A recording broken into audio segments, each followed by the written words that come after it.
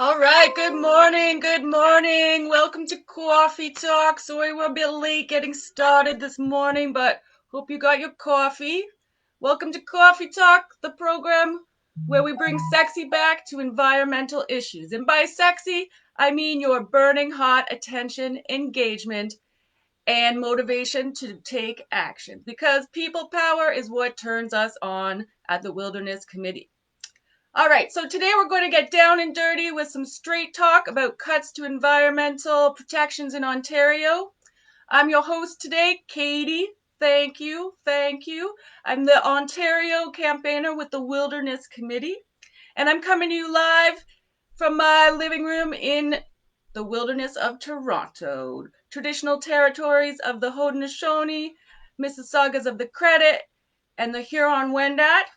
I also want to take a moment to get serious for a second and acknowledge Black Lives Matter. Acknowledge George Floyd, Regis Korchinski-Paquet, and all the brave people in the state's streets, Black, Indigenous, people of color out there demanding change. I want to acknowledge that we all have a lot of work to do to confront and end systemic racist violence, including environmental racism. Okay. Big thank you to all of you who are joining me live this morning. I see you. You're beautiful. Hey, give me a like. Give me a thumbs up. Give me a heart. Give me one of those wowie faces. Let me know you're here. Awesome. I love it. And hey, why not share this with your friends right now? Get some other beautiful people joining us. I'll do the same right now. We're going to have coffee. We're going to talk. It's going to be fabulous. Fabulous. All right. So, as your host, I'll be doing most of the talking, but we do have this comment box in the corner there where you can post your questions. We love questions, good questions, bad questions. Bring them on. I'll try to get to your questions later on in this podcast. You can also use that comment section to talk amongst yourselves. Or if I happen to get a little verklempt, it happens. All right, so let's get to the topic of today's coffee talk. It's a big topic, so we need to get started. Now, I know a lot of people out there think being a Wilderness Committee campaigner is all about tree hugging and hiking boots. And to be honest, I love those things. But behind the scenes, I also do a lot of work to keep up with what's going on with environmental regulations and protections policies in Ontario so that I can educate you, the public, on the state of environmental regulations so we can all fight cuts to protections for clean water, for clean air, for wetlands, woodlands, wildlife, all that beautiful nature. Now, this is important, as you may know. Since taking office in 2018, the current Doug Ford government has launched what we might call an all-out assault on environmental protection, all under the guise of cutting red tape and opening Ontario for business. In other words, fast-tracking development and industry for their big business friends to bulldoze over nature. So, many of these cuts made big sexy splashes in the news when they happened, like when they repealed the province's cap and trade program to curb greenhouse gases and the programs it funded to help retrofit buildings. Or, remember when they produced a climate plan that reduced the province's targets for cutting carbon pollution and which the Ontario's Auditor General called not based on evidence. Or when they canceled over 700 renewable energy projects, many of which were with First Nations communities. They abolished the independent office of the Environmental Commissioner and fired the last commish, Diane Sachs. This was a real blow since I had a big crush on Dr. Sachs and her straight talk on what the province was doing right and wrong on in the environment. I'm feeling a little verklempt. Talk amongst yourselves. Maybe give me some more loves. Give me some loves. Okay. I'm fine. Now, what we'll be talking about today is some of the less sexy changes the Fords have of the world have been trying to make to environmental protections. So those changes that have gone a little bit under the radar, less well known. And many of these are protections for the wetlands, for the woodlands, for wildlife habitat that we all know and love. So today I'm going to help us unpack some of these regulation changes, some of this deregulation. So I've handily packed it up into this nice, sexy box so that we can unpack it together. All right. Now, Doug Ford likes to call environmental protections red tape. I have tied my box in a nice, beautiful green bow because environmental regulations are not red tape. All right, let's see what we can unpack here to start. All right, my friends, we've got the letter A. We've got the letter A. A is for aggregates. Aggregates. Say it with me. Aggregates. What's an aggregate, you wonder? All right, well, I got some right here. That's right. Aggregates is just a fancy word for rocks, gravel, and sand. Now, it might seem like nothing, but mining for aggregates is big business in Ontario. They are the building blocks of infrastructure, of construction, for building roads, subways, buildings, sidewalks, bridges, you name it. Let's call them AGs for short. AGs are a non-renewable resource that, as I said, need to be mined by digging up pits and quarries. You may have seen some of these pits and quarries around your neighborhood because they are literally everywhere. There's over 6,000 current aggregate mines operating or approved in this province right now. Now, why do you need to know about AGs? Well, as you can probably guess from looking at those pictures, digging pits and quarries is not exactly great for wetlands, for woodlands, for wildlife habitat, farmlands, and it can even affect our drinking water and air quality. So, are there restrictions on where they can be built? Status, it's complicated. Short answer, not nearly enough. The truth is, Ontario has always had a love affair with aggregates. It literally prioritizes them over almost any other land use. Seriously, if a company decides it wants to dig up aggregates, there's very little a municipality or the public can do to stop them. And sure, we need to build stuff. But how much AGs is enough? Well, according to the province, it doesn't matter because municipalities are not allowed to even require that an ag mining company demonstrate that the AGs they want to mine are needed. That one blows my mind. In fact, in a 2017 report from that dreamy environmental commish, Diane Sachs, she recommended the province work to decrease the need for new virgin aggregates through incentives to use more recycled AGs. She also recommended more land use restrictions for AGs so that they wouldn't be built on important wetlands, woodlands, and wildlife habitat, or on important sources of drinking water.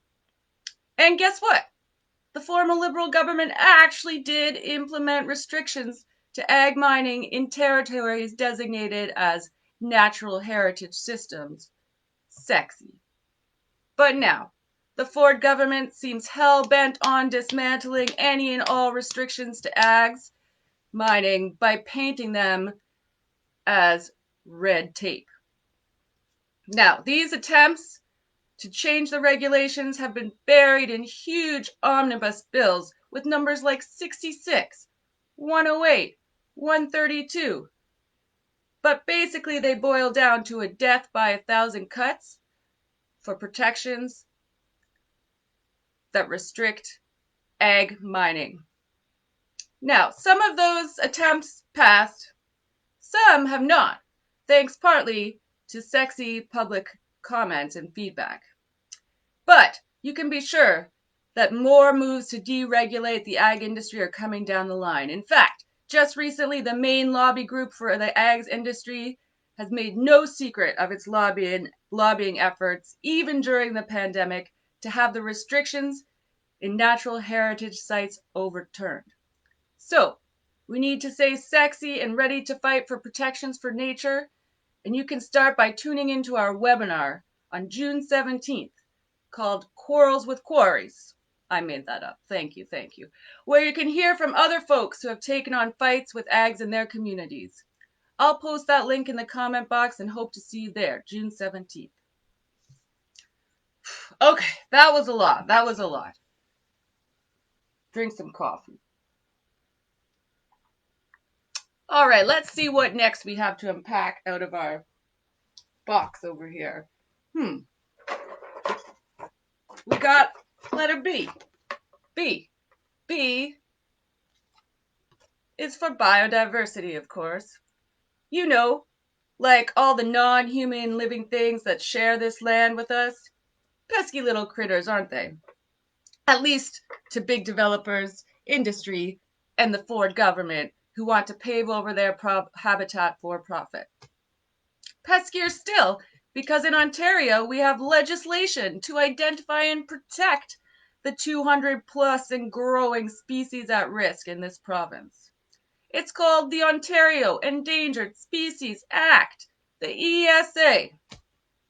The ESA was considered a sexy gold standard of species protection in 2006 when it was enacted, because it was based on science, not politics, as well as Indigenous knowledge, and offered both protection and recovery for the habitat for endangered species. Because remember, habitat destruction is the main threat to species at risk. The ESA acknowledges that protections for nature are essential to preserve biodiversity. Not rocket science, really. Protect the habitat, protect the species. Unless, of course, you are the Doug Ford government, because they have already enacted changes that essentially gut the ESA. These changes include having longer timelines between when a species is deemed at risk and when protections need to take effect, essentially giving developers the time to get their project done before they have to do anything about it.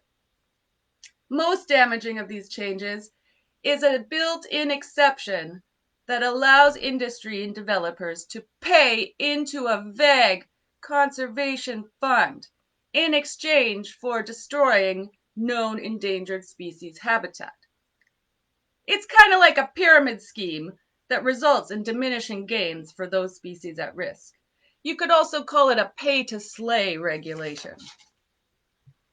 Now, I'm feeling a little verklempt because this very regulation, this very change, this pay-to-slay change could affect one of my favorite endangered species, the Blandings turtle. Check him out. Look how sexy that yellow neck is. Sexy, sexy.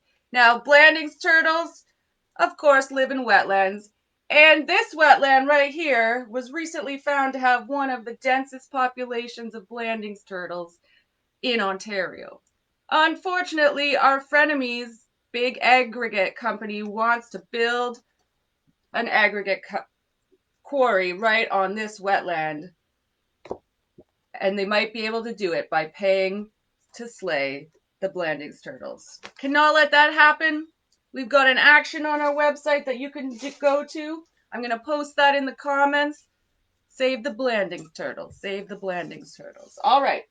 We're moving on to our next letter in our sexy regulation box. Let's see what we got here. We got the letter C. C today is for conservation authorities. Conservation authorities. Now, if you live in southern or central Ontario, you've probably had some occasion to interact with your friendly watershed-based conservation authority, or at least with some of their work. 36 conservation authorities across Ontario do the important work of monitoring watersheds and pollution, helping communities avoid flooding, preparing us for the impacts of climate change, protecting wetlands, and participating in land use planning decisions. Now, the Ontario government is reviewing the mandate of conservation authorities. They've been holding invitation-only meetings to discuss the fate of CAs, where environmental organizations have been conspicuously missing. Instead, big developers and industry have been calling for the removal of conservations from land use planning and for limits to be placed on their mandate. And this is after the government already cut funding to conservation authorities for flood prevention. In a time of climate change causing extreme weather and flooding, all I can say is, excuse me? All right, so we need to protect our conservation authorities. But we're moving on to our next letter here. It's letter D. You guessed it. Now D is for disturbing. Because frankly, all of this is. It's also for do you want more? Because right now, the Ford government is showing signs that it is doubling down on dangerous development and using the distraction of COVID-19 to avoid dissent using draconian measures. See what I did there? D. All right, how? What have they been up to? Next letter, E. E stands for your Environmental Bill of Rights. That's the legislation unique to Ontario that guarantees we all have the right to be informed about and have a say on any project, proposal, application, law, public or private, that will have an effect on the environment. Now, these projects are posted on something called the Environmental Registry and require at least 30 days for public comment. The Environmental Bill of Rights also requires that all ministries have something called a Statement of Environmental Values, and that any of the decisions they made need to be justified under those environmental values. Basically, this is where geeks like me stay current on what the government and industry is up to that has impacts on nature. Now, in a disturbing move, the Ontario government in April, under the guise of the COVID crisis and an unprecedented move, suspended the Environmental Bill of Rights, requirements for transparency, requirements for public consultation, and even requirements that ministries use their environmental value statements. Mind-blowing. And not just for pandemic-related projects, but for any and all projects for the entire duration of the emergency and up to 30 days after the emergency. Cynical minds, like mine, could view this as a way for the government's developer friends to push through projects, controversial projects, without due process, without public consultation, without even having to post them. Mind-blowing. All right, next we've got our F. Our F is, of course, for forestry. By forestry, I mean logging. All right, the forestry industry, of course, we all know, big in Ontario. We don't have a lot of time. We need a whole other coffee talk to get into all the things the government is doing for forestry. But suffice it to say, they've said they want to double the amount of logging in the boreal forest, with no mention of protecting territories for endangered caribou. And they want to exempt forestry from the Endangered Species Act. Crazy. If the forestry companies cannot conform to the Endangered Species Act and protect species at risk, then they are not sustainable and need an overhaul. All right, that's all I'm going to say about forestry for now. We'll do another coffee talk on that. But this brings us to our last letter we have time for today, which you guessed it, is G. G stands for growth, the growth plan. The growth plan is where the province designates where and how cities can grow. It could also stand for Greenbelt and the Greater Golden Horseshoe. These are the places where the biggest populations in Ontario concentrated. And all of these things have to do with securing protections for nature in the most populated and growing part of Ontario. Now, there's a smart way to grow, by planning for dense centers that leave space for the last remaining natural infrastructure, wetlands, woodlands, the ones close to home, that many of us have been appreciating more than ever during this current state of social distancing. Then there's the dumb way to grow. Unplanned, urban sprawl at the whims of developers' speculations. The latter is what the Ford government wants to drag us into.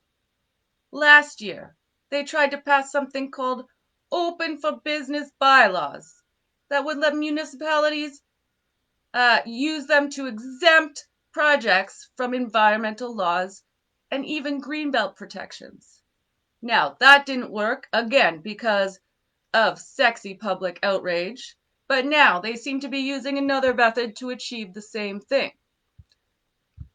Using the COVID crisis and the urgency of economic recovery to justify even more deregulation for big developers.